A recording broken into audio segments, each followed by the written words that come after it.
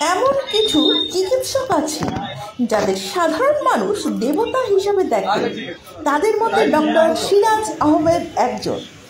গত বছর প্রায় 7.5 কেজির বেশি ওজনের টিউমার রাজিয়া খাতুন নামক এক মহিলার পেট থেকে বের করেন এবং সেই মহিলা সুস্থ হয়ে বাড়ি ফেরেন। এবার সেই ডক্টর সিরাজ আহমেদ ও টিম নতুন lab cure health care chamber খুললেন শিবপুর জিটি রোডে। এ বিষয়ে কি বললেন ডক্টর সিরাজ আহমেদ ও ডক্টর মোহাম্মদ কালাউদ্দিন আপনাদের শোনাবো। আমি doctor Siraj Ahmed, assistant professor এসকেমে আছি, গ্যাস্ট্রো সার্জারি প্র্যাকটিস করি।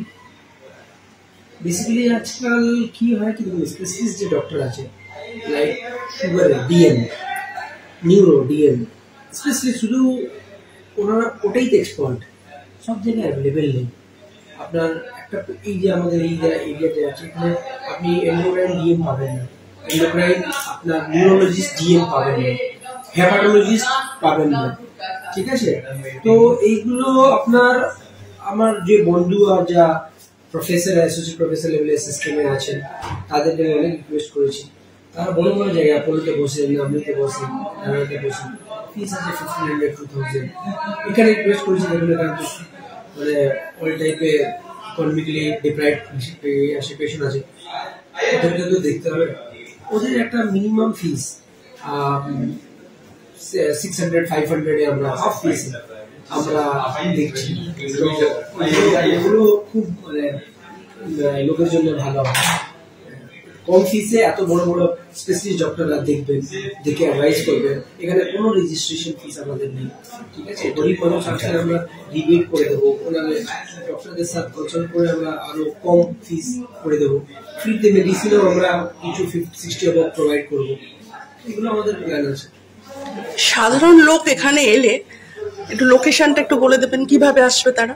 এটা খুব ইজি লোকেশন। এটা আমাদের যেরকম টোলটেক্স থেকে নামবেন, টোলটেক্স যে আমাদের পেরিয়ে যে স্ট্যান্ড আছে, যেখানে অনেক লোক বাস জন্য কলকাতা ধরে, ওখান থেকে নামলেই বাস আপনার 1 মিনিটের মধ্যে ওর সামনেই আছে, 1 মিনিটের মধ্যে চলে আসবে। ওখানে আমাদের পেট্রোল পাম্প আছে, পেট্রোল পাম্প পাশেই একদম এই আমাদের ক্লিনিকটা আছে। নামটা বলবেন?